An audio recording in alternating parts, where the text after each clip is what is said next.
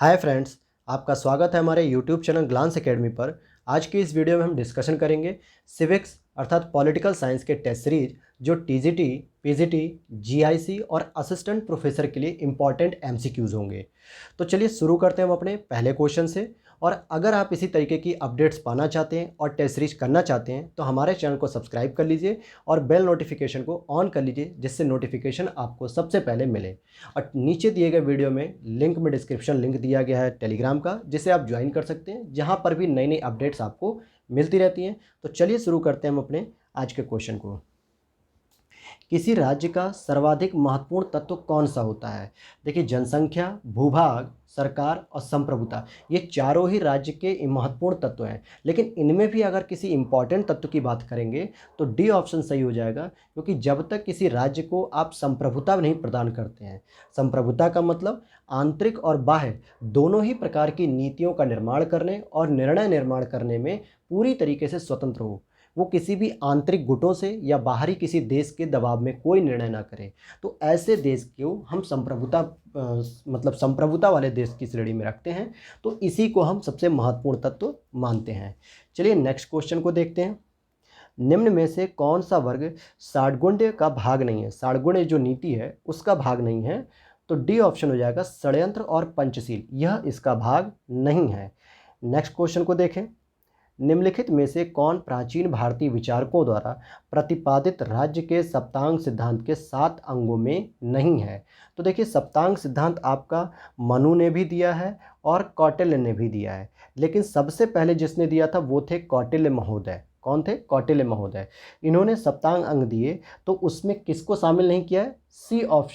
B option इसका हो जाएगा, पुरोहित। पुरोहित को जो है कि इसमें शामिल नहीं किया गया है।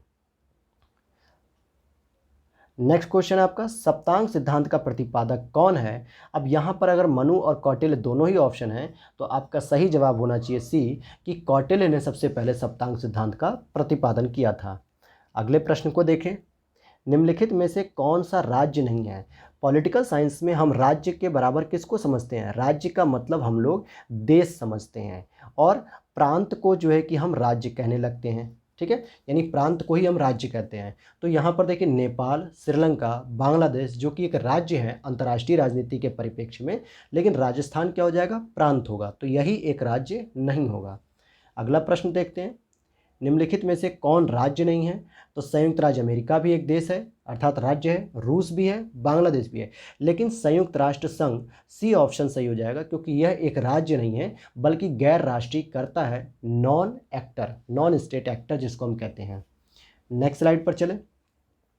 निम्नलिखित में से किस विचारक ने अपने चिंतन में राज्य और समाज में विभेद नहीं किया है, अंतर नहीं किया है? सही जवाब हो जाएगा सी ऑप्शन, हीगल महोदय ने। अगले प्रश्न को देखें। निम्नलिखित में से कौन समाज एवं राज्य में भेद करता है? अभी हमने इससे पिछले क्वेश्चन में पढ़ा कि राज्य और समाज में भेद नहीं करता है, तो हीगल। लेकिन अगला प्रश्न है कि समाज और राज्य में भेद कौन करता है? तो सही जवाब हो जाएगा बी, मैकाइवर महोदय। नेक्स्ट क्वेश्चन को देखते हैं। सभी कुछ राज्य में निहित है, राज्य के बाहर कुछ भी नहीं है, राज्य ही सर्वोपरि है, यह विशेषता कहाँ देखने को मिलती है? तो डी ऑप्शन हो जाएगा, सर्वाधिकारवादियों में। जिस तरीके से हिटलर और मुसोलिनी ने फांसीवादी और नाजीवादी विचारधाराओं में यह कहा था कि राज्य ही सर्वे सर्वा है और राज्य का कल्याण करना ही सर्वप्रमुख उद्देश्य होना चाहिए, तो ऐसे विशेषताओं को सर्वाधिकारवादियों से जोड़ा जाता है। नेक्स्ट क्वेश्चन देखते हैं। सर्वाधिकारवाद में व्यक्ति की अपेक्षा निम्नलिखित में से किसे अधिक महत्व दिया जाता है? अभी मैंने बताया हिटलर और मुसोलिनी ने क्या किया था, व्यक्तियों की अपेक्षा राज्य को ज़्यादा महत्व दिया, तो सी ऑप्शन सही होगा। अगले प्रश्न को देखते हैं। कल्याणकारी राज्य का उद्देश्य क्या है? कल्याणकारी राज्य का उद्देश्य आर्थिक सुरक्षा की व्यवस्था करना, सही है। सामाजिक सुरक्षा करना, यह भी सही है। राजनीतिक सुरक्षा करना, यह भी सही है। तो डी ऑप्शन हो जाएगा, यह सभी कार्य करना कल्याणकारी राज्य का उद्देश्य होता है। अगले प्रश्न को देखें। निम्न में से कौन सा सॉफ्ट स्टेट के विचार से संबंधित है? तो बी ऑप्शन हो जाएगा, गुन्नार मिडल साहब। अगले प्रश्न को देखते हैं।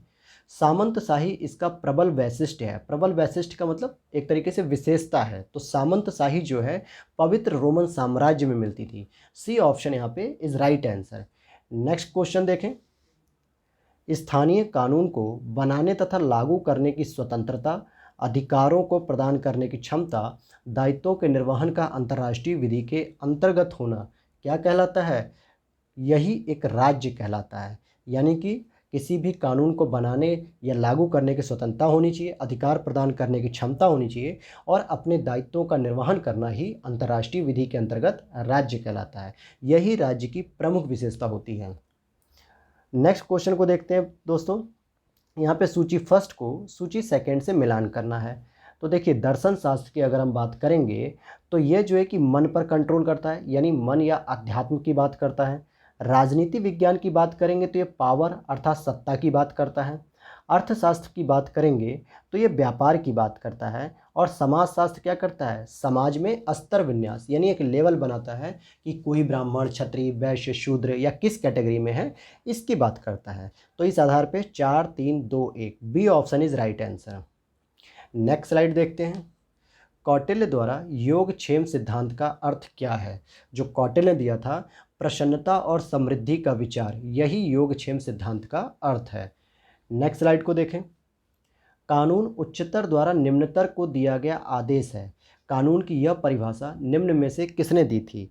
तो यह परिभाषा ऑस्टिन महोदय ने दी थी, जिसमें इन्होंने क्या किया था? पदानुक्रम को एक फॉलो किया था कि ऊपर से नीचे ही आदेश दिया जाए, यही कानून होता है। नेक्स्ट स्लाइड को देखें। यह निश्चित है कि सरकार की उत्पत्ति बल प्रयोग के परिणाम स्वरूप तथा बल प्रयोग द्वारा होती है। यह कथन किसका है? तो यह कथन स्पेंसर महोदय का है। नेक्स्ट स्लाइड को देखें।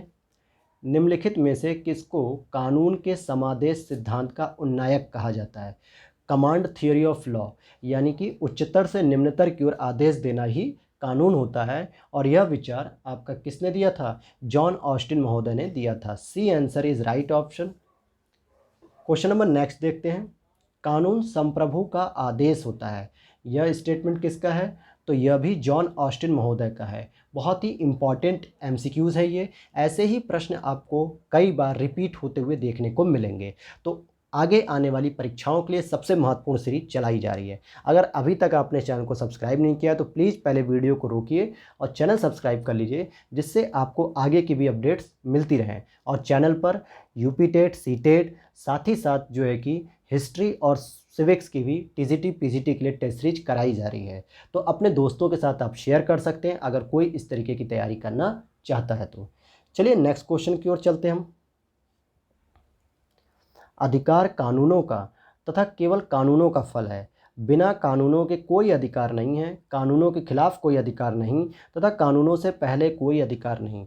यह स्टेटमेंट किसका है? तो यह स्टेटमेंट हो जाएगा बेंथम का, क्योंकि यह बेंथम ने कब दिया था? लॉक के प्राकृतिक अधिकारों के खिलाफ उन्होंने कहा था। उन्होंने कहा कि लॉक ने जो प्राकृतिक अधिकारों की बात की है, ऐसा कोई अधिकार नहीं है। जब तक राज्य नहीं होगा, कानून नहीं होगा, तो अधिकार कौन प्रदान करेगा? इसीलिए उन्होंने लॉक के प्राकृतिक अधिकारों की आलोचना करते हुए कहा था कि कानून बनने के बाद ही अधिकार मिलना चाहिए। नेक्स्ट क्वेश्चन देखें। बेंथम के अनुसार विधि का क्या लक्ष्य होना चाहिए? तो अधिकतम व्यक्तियों का अधिकतम सुख, यानी maximum number and maximum happiness. A option is right answer. Next question देखें। अधिकतम व्यक्तियों का अधिकतम सुख, अभी हमने पढ़ा, बी ऑप्शन हो जाएगा, बेंथम का स्टेटमेंट है। क्वेश्चन नंबर नेक्स्ट देखते हैं। निम्नलिखित कथनों पर विचार कीजिए और कौन से कथन सही हैं उनकी पहचान कीजिए। बेंथम का मानना था कि मनुष्य उपयोगिता की अधिकाधिक वृद्धि करते हैं। बेंथम महिलाओं के मताधिकार का पुरजोर समर्थन करते हैं। दार्शनिक उग्रवादी बेंथम के अनुयायी थे। तो यहाँ पर पहला और तीसरा स्टेटमेंट सही है, लेकिन बेंथम महिलाओं के मताधिकार का पुरजोर समर्थन नहीं करते हैं, बल्कि यहाँ पर महिलाओं का समर्थन कौन करता है? तो यहाँ पर जो महिलाओं का समर्थन करते हैं वो आपके महोदय हैं जे.एस. मिल। तो मिल महोदय ने जो है कि महिलाओं के पुरजोर अधिकारों का समर्थन किया है। अगली स्लाइड पर चलें। विधि के शासन की आधुनिक संकल्पना को निरूपित करने का श्रेय दिया जाता है। C option, A V. डाइसी ने रूल ऑफ लॉ की बात की थी, जिसका मतलब कि सभी व्यक्ति कानून के समक्ष समान हैं। क्वेश्चन नंबर नेक्स्ट देखें। व्यक्ति के शासन की अपेक्षा विधि का शासन अधिक अच्छा होता है। यह किसने कहा? तो यह स्टेटमेंट अरस्तू ने कहा है कि व्यक्ति का शासन नहीं होना चाहिए बल्कि विधि का शासन होना चाहिए। और यह इन्होंने प्लेटो के शासन के खिलाफ कहा था, क्योंकि प्लेटो ने कहा था कि एक दार्शनिक राजा होगा जो एक व्यक्ति होगा और जो क्या करेगा, शासन चलाएगा। लेकिन अरस्तू ने कहा कि एक व्यक्ति से बढ़िया है कि हम विधि का शासन लागू करें। तो ये प्लेटो की आलोचना के अंतर्गत कहा गया था। अगले प्रश्न को देखें, मॉन्टेस्क्यू ने किस संस्था की व्याख्या करने में त्रुटि कर दी थी? तो त्रुटि की थी ब्रिटिश संसदीय व्यवस्था की व्याख्या करने में उन्होंने त्रुटि की थी और फिर अधिकार अपने दे दिए थे। और कौन सा सिद्धांत दिया था? उन्होंने सिद्धांत दिया था शक्तियों का पृथक्करण। क्या दिया था? शक्तियों का पृथक्करण। और इसके लिए उन्होंने स्टडी की थी ब्रिटिश संसदीय व्यवस्था की, लेकिन वो सही तरीके से स्टडी नहीं की, क्योंकि जो उन्होंने शक्तियों का पृथक्करण का जो सिद्धांत दिया वो सही मायने में अमेरिका की संसद पर लागू होता है, न कि ब्रिटिश संसद पर।